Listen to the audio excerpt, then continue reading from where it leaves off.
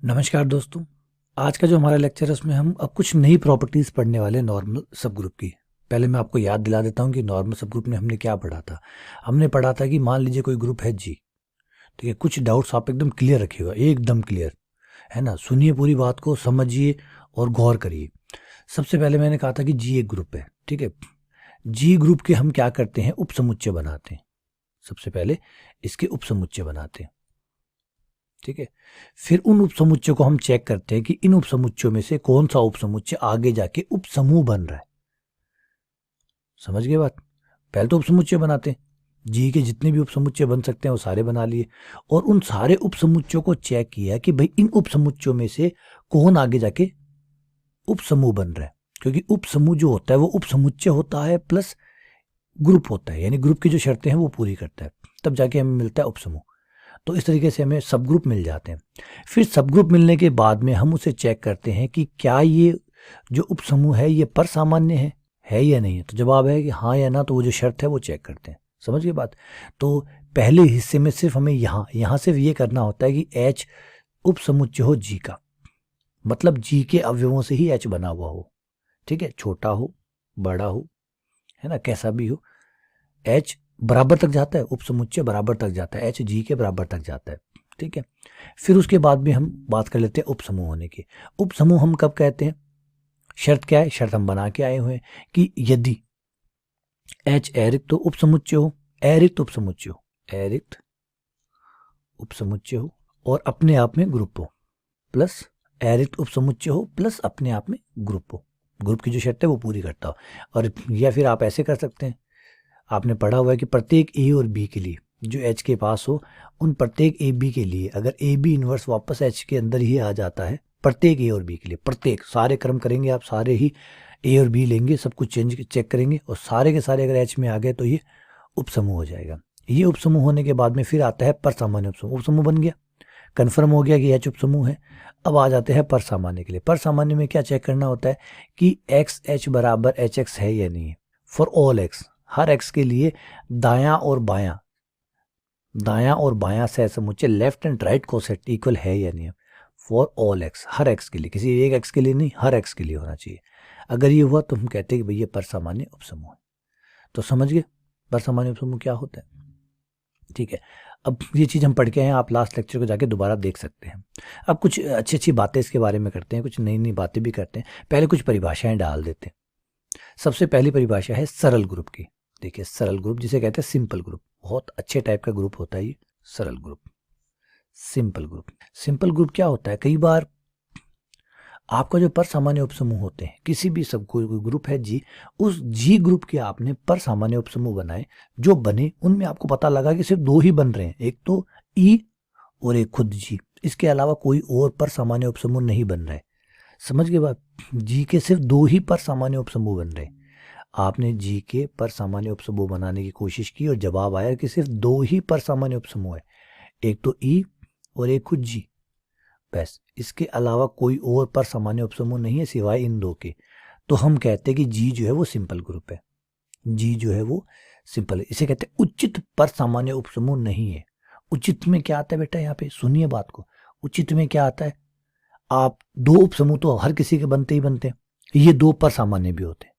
ये दो सिर्फ ये नहीं कि उपसमूह ही होते हैं, उपसमूह के अलावा ये पर सामान्य भी होते हैं। तो किसी भी ग्रुप के दो पर सामान्य उपसमूह पक्के होते हैं, यहाँ लिख देता हूं मैं। लेकिन याद रहे, जी थोड़ा बड़ा होना चाहिए, कम से कम दो अवयव वाला होना चाहिए। एक अवयव वाला हुआ तो सिर्फ एक ही होगा। अगर जी जो है वो सिर्फ एक अवयव का है, मतलब खाली ई का है, छोटा सा है, तो उसका सिर्फ एक ही पर सामान्य उपसमूह होगा, सिर्फ एक। वो कौन, नॉर्मल। इसका नॉर्मल ग्रुप सिर्फ खुद ही होगा ई। लेकिन अगर जी बड़ा हुआ, इससे बड़ा हुआ, सिर्फ ई वाला नहीं हुआ बल्कि ई वाले से ज्यादा बड़ा हुआ, जी नॉट इक्वल्स टू ई, केवल सिर्फ ई वाले समुच्चय के जितना नहीं है बल्कि उससे बड़ा है, तो फिर दो होंगे, एक तो ई वाला और एक खुद जी, ठीक है। तो ये बात भी एकदम सरासर गलत है। मैं कहूँगी हर उपसमुच्चय, हर ग्रुप के दो पर सामान्य उपसमूह होते ना भाई, हर किसी के नहीं होते। जिन ग्रुप का ऑर्डर एक से ज्यादा होता है उनके दो होते हैं, है ना। यहाँ आप ऑर्डर के आधार पर भी बात कर सकते हैं। ऑर्डर ऑफ जी अगर एक है तो इसका मतलब कि जी जो है उसमें सिर्फ एक अवयव है, वो ई होगा, क्योंकि तत्सम कोने में तो ग्रुप बनता नहीं है, तो जी में सिर्फ ई होगा तो एक अवयव होगा। और जो है उसका भी पर सामान्य उपसमूह भी वो खुद ही बनेगा, खुद बनेगा तो इकलौता ई वाला बनेगा। हाँ, लेकिन अगर ऑर्डर ऑफ जी जो है वो एक से बड़ा है, एक से बड़ा, फिर 2 हो, 3 हो, 4 हो, तब उसके 2 बन जाएंगे, एक तो ई वाला और एक वो खुद के बराबर वाला, तो 2 तो पक्के ही बनेंगे, 2 से ज़्यादा भी बन सकते हैं। तो यहाँ पे सरल ग्रुप में हम क्या कहते हैं कि अगर किसी ग्रुप के, इन्हें तो हम जो निरर्थक कहते हैं, ये जो बनते हैं इनको निरर्थक कहते हैं, ट्राइवल कहते हैं, निरर्थक या फिर विषम और इम्प्रॉपर नॉर्मल सब ग्रुप, इम्प्रॉपर नॉर्मल, और इन दो के अलावा जो बचता है उसे उचित कहते हैं, प्रॉपर कहते हैं।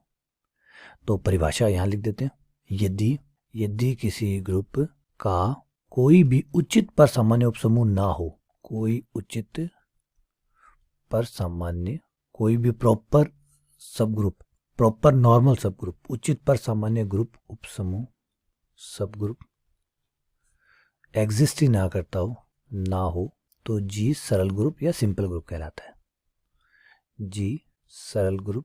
आगे बात समझे, अगर किसी ग्रुप का अपने अलावा, ध्यान से सुनिए बेटा, अपने अलावा कोई और, सिर्फ 2, एक तो वो ई वाला और एक जी वाला, इसके अलावा 2 के अलावा कोई और नहीं है, तो हम कहते हैं भाई वो सिंपल ग्रुप है। क्या कहते हैं? Simple group. अब एक और प्यारी सी परिभाषा आई है, उस पर थोड़ा सा ध्यान दीजिएगा और बजा लीजिएगा। मान लीजिए जी जो है, हम जानते हैं कि कोई ग्रुप 2 प्रकार का हो सकता है, या तो वो क्रम विनिमय होगा, मतलब अबेलियन होगा, या अबेलियन नहीं होगा। ठीक है, जी जो है वो अबेलियन हो सकता है या नॉन अबेलियन हो सकता है, मतलब क्रम विनिमय हो सकता है, क्रम विनिमय नहीं हो सकता। अबेलियन ग्रुप है और अबेलियन ग्रुप नहीं है, अबेलियन एंड नॉन अबेलियन। अब यहाँ पे क्या है, आपको पता है कि जब अबेलियन ग्रुप होता है, आप थ्योरम पढ़ के आए, जब अबेलियन ग्रुप होता है तो प्रत्येक सब ग्रुप पर सामान्य होता है, प्रत्येक सब ग्रुप, प्रत्येक उपसमूह पर सामान्य होता है, क्योंकि जब ग्रुप अबेलियन होता है तो हर उपसमूह, जो भी उपसमूह बनेगा वो पर सामान्य ही बनेगा, प्रत्येक उपसमूह पर सामान्य होता है। उपसमूह है मतलब पर सामान्य। ठीक है, अब बात यहाँ थोड़ा सा इंटरेस्ट बनता है। अब जब नॉन अबेलियन है, क्रम विनिमय नहीं है, तो हम ये बात तो नहीं कह सकते कि हर उपसमूह जो है वो पर सामान्य होगा, मतलब हर सब ग्रुप नॉर्मल होगा, हम नहीं कह सकते।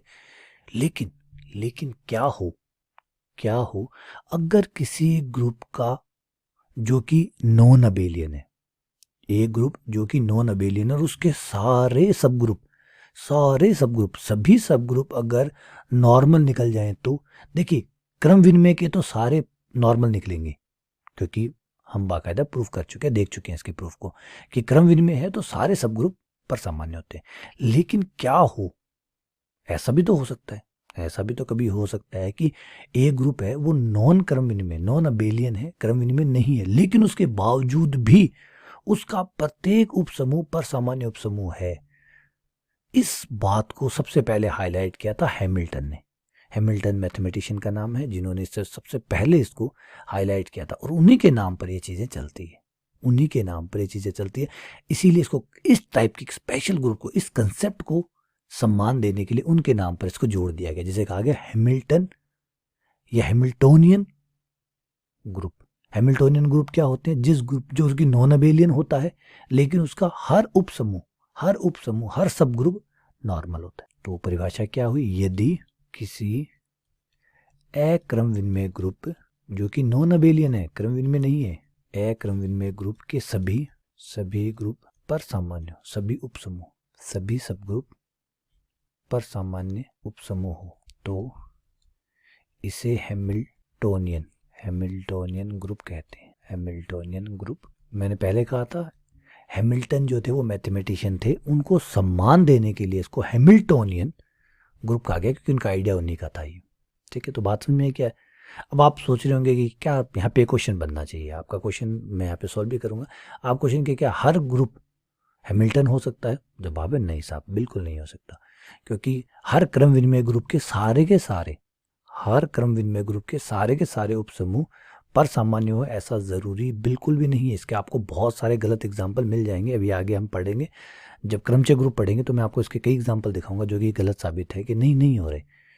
तो हैमिल्टोनियन ये थोड़ी कहा है कि हर ग्रुप, अगर हर ग्रुप जो है वो हैमिल्टोनियन हो जाता फिर तो हैमिल्टोनियन ग्रुप का क्या मतलब है?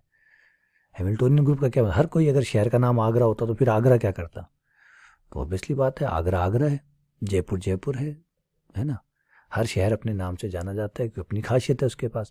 तो सेम वही बात है, हर ग्रुप हैमिल्टोनियन नहीं होता, लेकिन कोई ग्रुप हैमिल्टोनियन भी हो सकता है, जो होगा, जो शर्त को पूरा करेगा वो हैमिल्टोनियन कहलाएगा।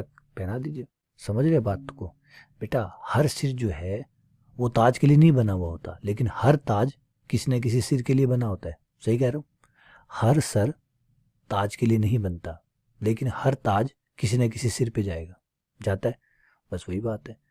अब हर ग्रुप जो है वो हैमिल्टोनियन हो ऐसा जरूरी नहीं है, लेकिन कोई ना कोई तो ग्रुप ऐसा है जो इस सम्मान को प्राप्त करेगा, तो वो हैमिल्टोनियन ग्रुप कहलाएगा, अगर इस सम्मान को प्राप्त कर लेता है तो। चलिए आगे बढ़ते हैं। पहले मैं आपको 2-3 बातें ऑलरेडी बता चुका हूँ, वो दोबारा से एक बार रिकॉल कर देता हूँ। जब पर सामान्य उपसमूह होता है, एच जी का पर सामान्य उपसमूह होता है, तो एक बात याद रखिएगा, एच जो है वो उपसमूह तो है ही है, क्योंकि बिना उपसमूह हुए, बिना सब ग्रुप हुए कोई भी पर सामान्य नहीं बन सकता, क्योंकि पर सामान्य होना पहले सब ग्रुप होना है। सब ग्रुप तो होगा ही होगा, सब ग्रुप होगा, फिर पर सामान्य की जो शर्त है उसको पूरा करेगा, तब जाके वो क्या कहलाएगा? पर सामान्य कहलाएगा। शर्त क्या है? शर्त ये है कि एक्स एच बराबर, ये दो शर्तें जब वो पूरी करता है तब जाके हम उसको कहते हैं पर सामान्य। और हम चाहे तो हम इस शर्त को, दूसरा विकल्प भी है हमारे पास, चाहे आप ऐसे लिख लीजिए, चाहे तो हमने ये भी बताया कि आप ये भी कह सकते हैं कि प्रत्येक एक्स जो जी से लिया जाए, प्रत्येक एच जो एच से लिया जाए, और फिर हम उसको एक्स एच एक्स इन्वर्स करवा के देखेंगे, और अगर वो वापस से एच में आ गया तो बात सही है। तो आप ये बात में से कोई भी एक बात कर दीजिए, दोनों बातें एक है, दिखने में अलग अलग लग रही होगी लेकिन दोनों एक ही बात है। ठीक है, चलिए कुछ विशेषताओं की बात कर लेते हैं, कुछ प्रॉपर्टीज़ की बात कर लेते हैं। ठीक है, सबसे पहली प्रॉपर्टी तो आपको पता ही है कि भाई अगर एच जो है वो जी का पर सामान्य उपसमूह है ना, एच अगर जी का पर सामान्य उपसमूह है तो वो एच एक्स बराबर एक्स एच बनाएगा। सबसे प्यारी और सबसे इंपॉर्टेंट बात तो यही है कि वो आपको लेफ्ट राइट को सेट में नहीं बांटेगा। पर सामान्य उपसमूह जो है वो आपसे ऐसे नहीं करता, दुर्व्यवहार नहीं करता कि राइट को सेट अलग है, लेफ्ट को सेट अलग है, इस तरीके का भेदभाव जो है वो नहीं करता पर सामान्य उपसमूह।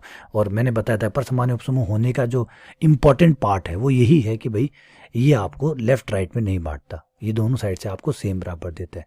और अगर कोई आपको दोनों साइड से सेम दे रहा है तो समझ जाइए वो पर सामान्य उपसमूह ही है और कोई और नहीं हो सकता। ठीक है, एक बात। दूसरी जो प्यारी बात है वो है, अगर मान लीजिए H1 और H2 दो पर सामान्य उपसमूह है जी के, H1 H2 जो है वो जी के दो पर सामान्य उपसमूह है, तो इनका इंटरसेक्शन जो होगा H1 इंटरसेक्शन H2 वो भी पर सामान्य उपसमूह होगा जी का।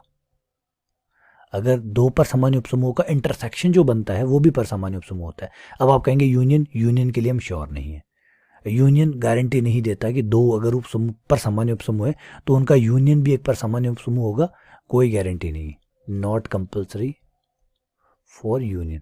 अब यूनियन हो भी सकता है, नहीं भी हो सकता, और फिर मैथ्स में जो शायद की जगह नहीं है, फिर संभावनाओं की जगह नहीं है मैथ्स में, या तो हाँ या ना, तो हाँ या ना नहीं है इसका मतलब है कि भाई हम इसके ऊपर बात ही नहीं कर सकते। मैथ्स में उस चीज़ों के ऊपर बात कभी नहीं की जाती जो कभी सत्य और कभी असत्य नहीं, मैथ्स में उन चीज़ों के बारे में बात की जाती है जो सदैव सत्य है या सदैव असत्य। ठीक है ना, क्योंकि फिर संभावनाएं खुल जाएंगी तो फिर खिचड़ी हो जाएगी, और हम खिचड़ी नहीं करना चाहते। आगे बढ़ते हैं। आगे अगर H और K दो जी के पर सामान्य उपसमूह है तो देखिए HK अगर हम बनाएं तो वो भी पर सामान्य उपसमूह होगा जी का। HK क्या होता है? HK को कॉम्प्लेक्स कहा जाता है। कॉम्प्लेक्स कैसे? HK का मतलब हुआ कि आप क्या करेंगे, एक अवयव H का लेंगे, एक अवयव K का लेंगे और दोनों के बीच में संक्रिया करवाएंगे। H जो है वो H से लेंगे और K जो है वो K से लेंगे और संक्रिया करवाएंगे, और इस तरीके से एक समुच्चय तैयार करेंगे जिसका नाम होगा HK। ये HK समुच्चय जो होता है जिसको कॉम्प्लेक्स कहा जाता है, ये समुच्चय भी अपने आप में एक पर सामान्य उपसमूह ही बनाता है। जी प्यारी बात है। ठीक है, आपको एक बात और पता होगी जो मैंने इंपॉर्टेंट बात पहले ही बता चुका हूँ, HX HY दो सह समुच्चयों की संक्रिया भी एक नया सह समुच्चय ही बनाती है पर सामान्य उपसमूह में। HX HY दो अगर आप कोसेट ले HX HY और उनकी संक्रिया करवाएं, सह समुच्चय की संक्रिया करवाएं, तो वो भी एक सह समुच्चय बनता है और वो HXY के बराबर होता है। ये देखिए, ये एक अच्छी बात है, पर सामान्य उपसमूह में ये पाई जाती है। ये बात सिर्फ पर सामान्य उपसमूह में ही पाई जाती है, इसकी खासियत है पर सामान्य उपसमूह की। ठीक है, तो इस बात को बेटा दोनों साइड से लिख देता हूँ क्योंकि कंफ्यूज मत होइएगा। ये पर सामान्य समूह की प्रॉपर्टी है, ये पर सामान्य समूह की ही इकलौती प्रॉपर्टी है, इसमें कोई भागीदारी नहीं है। सिर्फ पर सामान्य उपसमूह ही ऐसा काम कर सकता है, सिर्फ और सिर्फ एंड ओनली सिर्फ नॉर्मल सब ग्रुप ही ये काम कर सकता है कि एच एक्स एच वाई बराबर एच एक्स वाई, इसके अलावा कोई और ये काम नहीं कर सकता। इसीलिए इसके ऊपर पेटेंट है, ये समझ लीजिए, परसामान्य उपसमूह ने इसका पेटेंट करा रखा है इन खासियतों का। ये 2-3 खासियतें हैं, एक ये वाली और एक ये वाली। इन दोनों खासियतों ने ही तो परसामान्य समूह को इतना हाईलाइट किया हुआ, शाहरुख खान बना रखा है इसको ग्रुप का। पांचवी बात और देखिए, ये एक कमाल की बात सुनिए। एक रिजल्ट आपको बताता हूं कि अगर एच जी का उपसमूह है, ठीक है, जी कोई भी हो सकता है, कोई ग्रुप हो सकता है, एच उसका एक उपसमूह है, तथा ऑर्डर ऑफ जी के अंदर आप ऑर्डर ऑफ एच का भाग देते हैं तो 2 आता है, जिसे आप इंडेक्स कहते हैं, सूचकांक कहते हैं, इंडेक्स कहते हैं। और ये डिवाइड करेगा क्योंकि लांग्राज प्रमेय कहती है कि अगर उपसमूह है तो डिवाइड करेगा। अगर ये 2 आ गया तो आपको एक कमाल की बात बताता हूँ कि ये जो एच है ये परसामान्य समूह है जी का। अगर किसी भी सब ग्रुप का इंडेक्स कहते हैं, अगर ग्रुप के ऑर्डर के अंदर उससे डिवाइड करें, जो आता है उसको सूचक या सूचकांक या इंडेक्स कहते हैं। अगर किसी भी सब ग्रुप का इंडेक्स 2 आता है तो वो परसामान्य उपसमूह ही होगा। किसी भी सब ग्रुप का इंडेक्स अगर 2 आता है तो वो परसामान्य उपसमूह ही होगा। ये एक इंपॉर्टेंट बात है, समझिए बात को दोबारा से। आपने कोई ग्रुप उठाया, उसका एक सब ग्रुप उठाया, आपने डिवाइड किया दोनों के ऑर्डर को, पता चला कि ऑर्डर 2 आ रहा है, डिवाइड करने पे 2 आ रहा है, जिसको इंडेक्स कहा जाता है। हर सब ग्रुप का कोई ना कोई, क्योंकि देखिए हर एच जी को डिवाइड करता है, ये बात तो आप जाते लांग्राज प्रमेय कहती है। अगर एच जी का उपसमूह है तो ऑर्डर ऑफ जी को ऑर्डर ऑफ एच विभाजित करेगा। अब करने पर कितना आएगा उसको सूचकांक कहते हैं, उस सब ग्रुप का सूचकांक कहते हैं। इस सब ग्रुप का इतना, इस सब ग्रुप का, किसी सब ग्रुप का सूचकांक अगर 2 होता है तो वो एक परसामान्य उपसमूह ही हो सकता है, हर 2 सूचकांक वाला सब ग्रुप। और कमाल की बातें देखिए, कमाल की बातें खत्म नहीं हुई है, अब कमाल की बातें एक और देखिए। एच जी का उपसमूह है, एक बात, तथा जो एच है उसके हर अवयव को बनाने के लिए आपने एच को कैसे बनाया वो देखिए। एच को आपने इस तरीके से बनाया, x inverse y inverse x y, और ये एक्स वाई कहाँ से ले रहे हैं, जी से ले रहे हैं। अब इस बात को थोड़ा सा समझिए यहाँ पे। अब पहले तो रुकिए और समझिए कि ये बात आपको समझ में आई कि मैं क्या कहना चाहता हूँ। ये क्या है, ये जो मैं बता रहा हूँ ये क्या है, ये है भैया कि मान लीजिए कि ये आपका जी है, ये आपका ग्रुप है जी, और ये आप इसके एलिमेंट है। अब आपने क्या किया, यहाँ से एलिमेंट उठाने शुरू किए, कोई भी 2 उठाइए, मैं आपसे कोई हर 2 उठा के सारे जोड़े उठाने, सारे जोड़े। तो अगर मैं इनको काउंट करूं तो देखिए ये है 1 2 3 4 5 6 7 8 9 10 है, तो 10 × 10 100 जोड़े बनेंगे। 100 के 100 जोड़े 1 बाय 1 करके सारे जोड़ों को आपको लेना है, जोड़ों के नंबर लिख देता हूँ, x1 y1, दूसरे जोड़े का नाम x2 y2, x3 y3, इस तरीके से x100 y100। कभी आपने इसे x1 कहा, इसी को y1 कह दिया, फिर x1 y2 x2 y2 x3 y3, इस तरीके से सारे जोड़े, सारे संभावित जोड़े जितने बन सकते हैं सारे, यूँ समझिए जी × जी कर रहे हैं आप, कार्तीय गुणन कर रहे हैं जी × जी। जब कार्तीय गुणन करेंगे तो सारे जोड़े बनेंगे, तो सारे जोड़े 1 बाय 1 करके एक जोड़े को उठाते जाइए और फिर हर जोड़े पे ये शर्त लगाइए, x inverse y inverse x y, इस तरीके से इनको संक्रिया करवाइए। जो भी एलिमेंट बने उस एलिमेंट को ले जाकर इस समुच्चय एच के अंदर रखिए, इस समुच्चय एच के अंदर इनको डालते जाइए, ठीक है, सही है। अब आपका क्वेश्चन यहाँ पे ये हो सकता है कि सर कि 100 बनेंगे, तो जवाब है ना भाई, कोई गारंटी नहीं है 100 बनेंगे। क्यों? हो सकता है कि x1 y1 वही बनाए जो x3 y3 बनाए, हो सकता है ये वापस x5 y5 पे वापस बन जाए, तो मैं एग्जैक्टली नहीं बता सकता। हाँ, मुझे इतना पता है, इतना श्योर हूँ कि जो भी बनेगा वो जी का ही कोई ना कोई अवयव बनेगा, ये बात तो आप जानते हैं। क्यों? क्योंकि x किसका अवयव है, y किसका अवयव है, जी के। तो अगर x और y जी के अवयव है तो बनने वाला अवयव जी का होगा। क्यों? क्योंकि जी कोई नॉर्मल समुच्चय थोड़ी है, जी ग्रुप है, ग्रुप में समवर्त होता है, क्लोजनेस होती है, समवर्त होने की वजह से कुछ भी ग्रुप से बाहर नहीं जाता। तो एच जो मैंने आपको बाहर दिखाया, ये बाहर नहीं बल्कि इसी के ही अवयव कुछ ना कुछ बनेंगे। तो आप जो 100 जोड़े लेंगे, ये जो 100 जोड़े बनेंगे, इनको जब संक्रिया करवाएंगे तो हो सकता है 25 ही बने, हो सकता है 20 ही बने, हो सकता है 100 के 100 बन जाए, हर बार नया बन जाए, कोई दिक्कत नहीं है, हम एग्जैक्टली नहीं बता सकते। लेकिन यहाँ जो कमाल की बात है वो ये है कि ये जो एच बनेगा, आप इसे जब चेक करेंगे तो पाएंगे कि ये एक परसामान्य उपसमूह है, यही इंपॉर्टेंट बात है। इस तरीके से जब आप बनाते हैं तो पर सामान्य उपसमूह ही बनता है। ठीक है, एक कमाल की बात। चलिए और एक कमाल की बात आपको उसको दिखाता हूँ कि ये नेचुरली किस तरीके से पाया जाता है। दूसरा है कि आपका ये जो जी है, जो ग्रुप है, ये आपका एच में क्या शर्त लिया आपने कि जी के जो भी अवयव होंगे उन अवयव को आप उठाएंगे और उनका स्क्वायर करके एच में डालते जाएंगे। उनका स्क्वायर करके, यानी आप जी से कोई भी अवयव उठाएंगे, उसका स्क्वायर करेंगे और उसे जी में ले लेंगे। स्क्वायर का मतलब क्या हुआ? संक्रिया करना।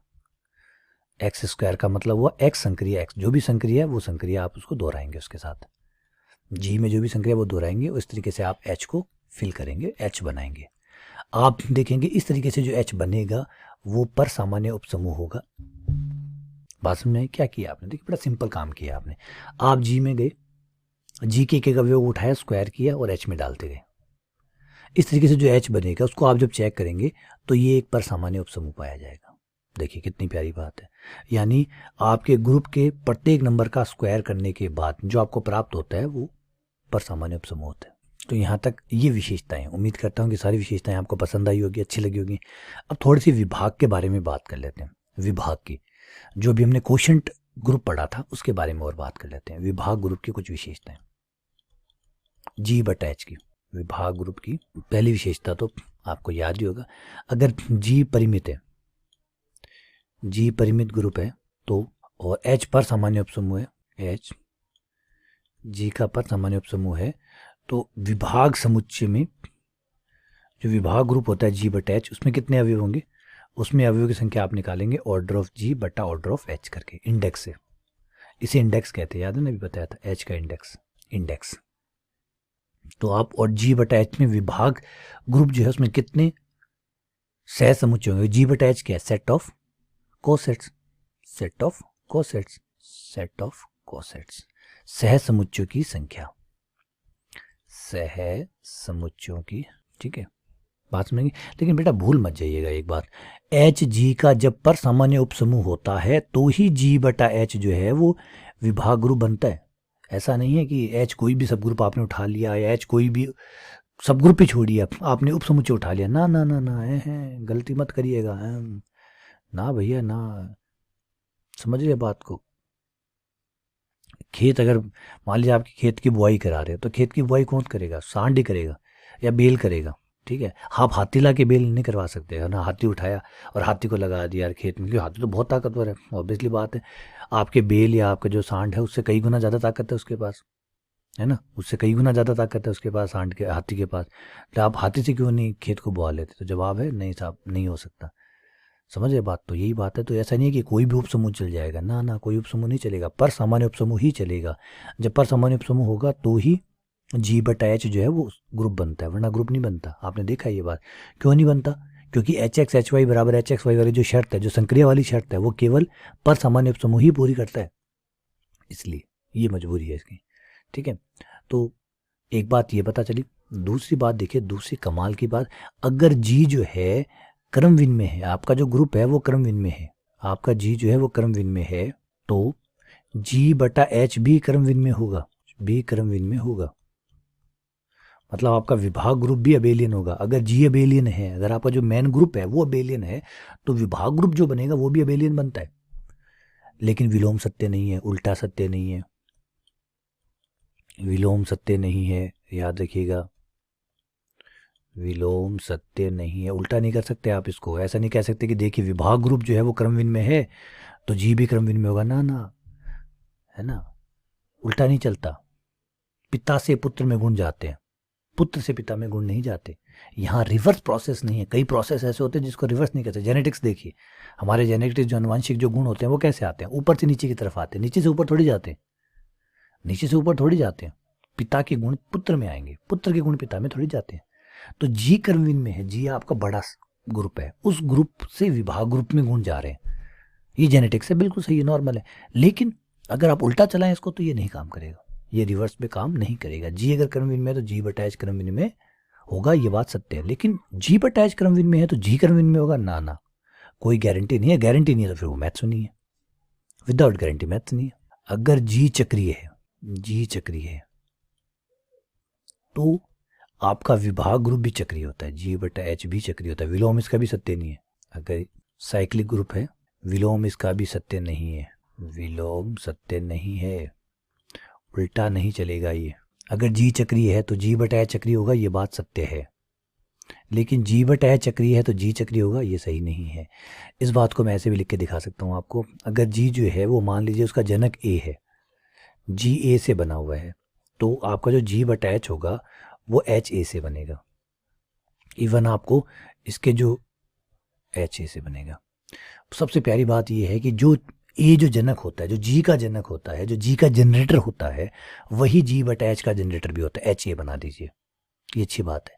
रिवर्स मत करिएगा, रिवर्स प्रोसेस यहाँ पे नहीं है, रिवर्स प्रोसेस यहाँ पर नहीं है, ठीक है। तो चलिए, उम्मीद करता हूँ कि ये जो बेसिक बातें हैं, इससे जुड़ी हुई जो विशेषताएं हैं, वो सारी बातें आपको समझ में आ गई होगी। अब थोड़ा सा और टॉपिक को आगे बढ़ाएंगे, फिर और डिटेल में बात करेंगे। अभी बहुत सारे प्रॉब्लम्स भी हम सॉल्व करेंगे इसके ऊपर, ताकि सही आइडिया जो है वो समझ में आ सके। अभी एक और इम्पॉर्टेंट ग्रुप और है, एक और इम्पॉर्टेंट ग्रुप है जिसका नाम है क्रमचय ग्रुप। क्रमचय ग्रुप, क्योंकि अब तक हम जो भी पढ़ रहे हैं ज़्यादातर अबेलियन अबेलियन अबेलियन अबेलियन बहुत आ रहे हैं। और अबेलियन वाला पढ़ने की वजह से क्या होगा कि आप क्रमविन में ज़्यादा पढ़ लेंगे तो फिर आपको लगेगा कि अक्रमविन में नाम की तो कोई चीज़ है ही नहीं, जबकि एक्चुअली अक्रमविन में बहुत से ग्रुप जो होते हैं वो अक्रमविन में होते हैं, है ना। तो अक्रमविन में ग्रुप के अंदर क्या होता है, कैसे होता है, उसका एक बहुत अच्छा एग्जाम्पल जो है वो है क्रमचय ग्रुप। अगला लेक्चर जो होगा अगला, उसमें क्रमचय ग्रुप के बारे में हम डिटेल से पढ़ेंगे, समझेंगे कि क्रमचय ग्रुप क्या है और आनंद लेंगे, ठीक है। चलिए, उम्मीद करते हैं फिलहाल तो इसको छोड़ते हैं, इस टॉपिक को यहीं छोड़ते हैं। फिर जब सवाल करेंगे तब इन सारे टॉपिक को दोबारा से रिकॉल करेंगे, ठीक है। चलिए, बहुत बहुत धन्यवाद, शुक्रिया।